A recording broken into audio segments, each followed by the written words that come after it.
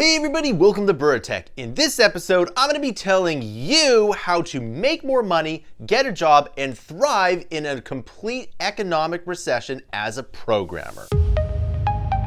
All right, welcome back. So one of the things that's happening is that the Federal Reserve is tightening. It's trying to sell off its balance sheets and it's raising interest rates, raising the cost of money. Now, one of the things about tech is that it is very sensitive to interest rates. So you as a programmer are going to need some tips and tricks to keep your job, and if you don't have a job, you can get your first job, and if you do have a job, then you can thrive in this economic calamity. Now, first things first, is tech in a bubble? Well, it's probably a little bit more overbought than it should be, but at the same time though, one of the things about today's society is that there is a lot more technology and there will always be need for good programmers. The only thing that's going to happen is that it's going to be more difficult for poorer programmers to get a job. So one of the things that you need to do is you always need to be learning new skills. If you are a front-end coder, you should probably learn back-end. If you're a back-end coder, you should get good at the front end, etc.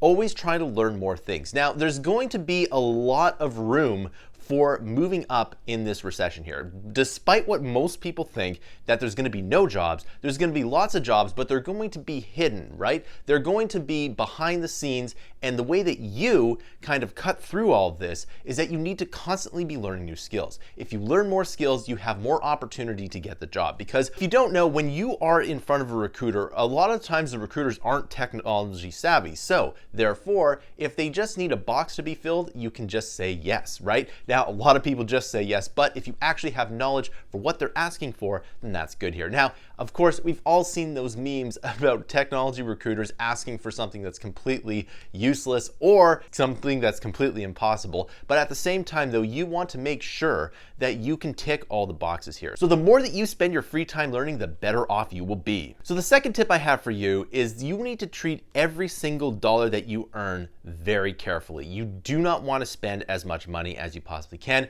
And of course, this is exactly what people do in a recession, which kind of causes a recession. It's kind of a self-fulfilling prophecy.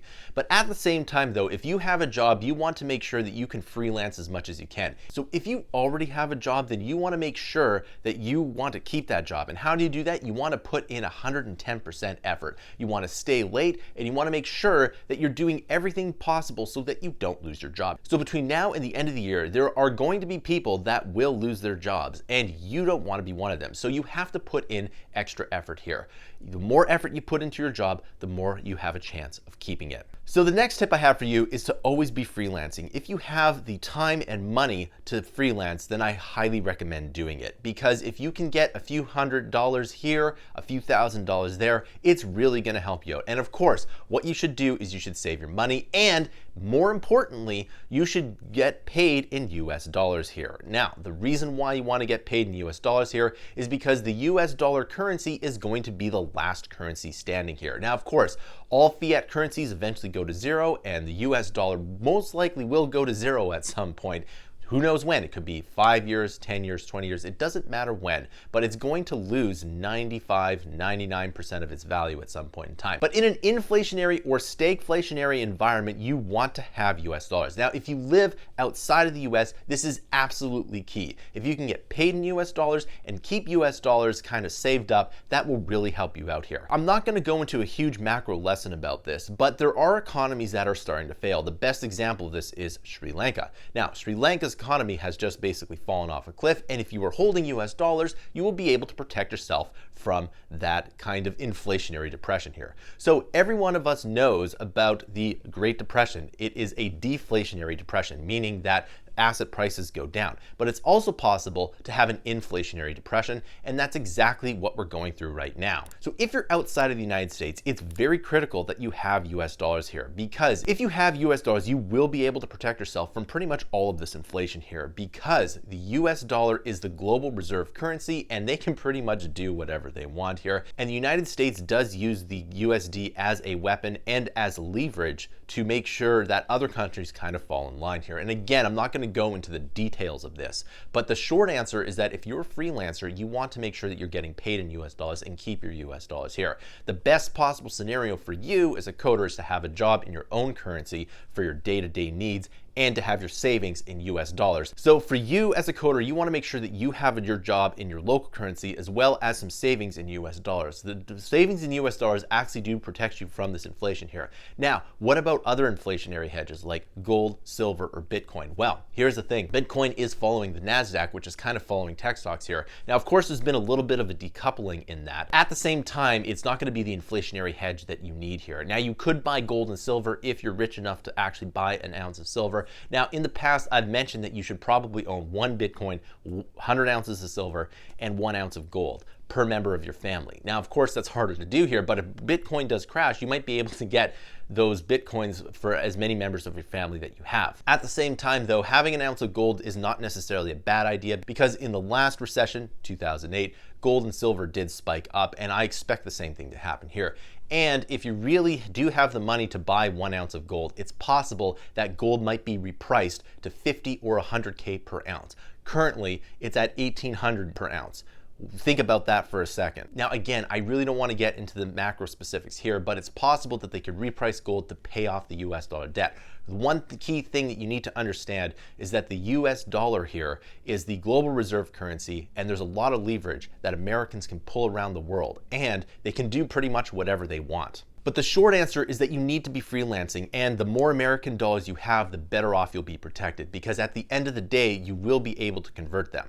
Another tip I have for you is when you do convert your American dollars, you want to make sure that you are getting the best exchange rate. A lot of times, exchange rates charge anywhere between 1% and 3% per transaction. You need to figure out a good way around that. One of the best solutions I've seen is Wise. Now, Wise does charge money for transactions, but the more you have, the less of a transaction fee it's going to be. I personally love using Wise to get US dollars out of US dollars and into other currencies. Now, the other tip I have for you is to start networking. The more you network, the better off you'll have at getting a job in the future here. And I've already talked a lot about how to network on this channel, but I'll give you a very brief kind of summary of what I usually say.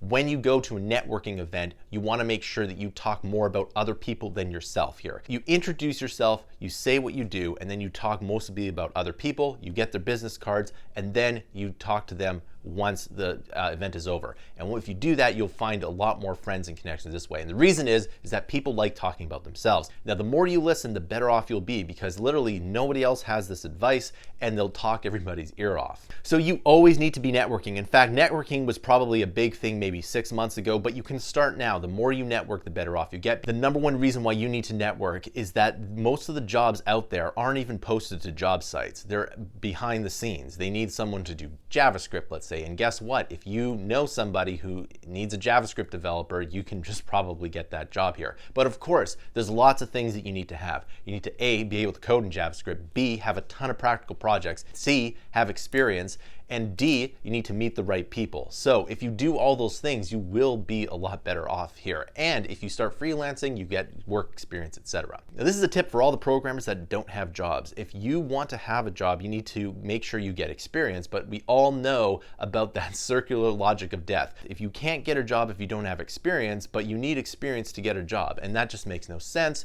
But here's the thing, you can always freelance, and you can always internet your own company. You should always be producing practical projects here. You can be making software as a service, and if you can do these projects in your spare time, you're going to show employers that you are going to be a lot better than the competition, because you're spending your free time working on your craft. And if you can do that, it's even better. Now, the best part is that your software as a service, your project might lead to a business. In fact, this is exactly what happened to me. In fact, I started my own business, and I've made millions of dollars with that business instead of having a job here. Now, this could also happen to you, but you have to actually do it and try and constantly improve. And I guess that is probably my last tip. You always have to be improving here. If you want to be a coder, you have to constantly be learning new things and improving here. It is a career, and in career, success is more like a wheel than a destination here. And if you're constantly improving, you're constantly meeting people, and you're great to work with, then guess what?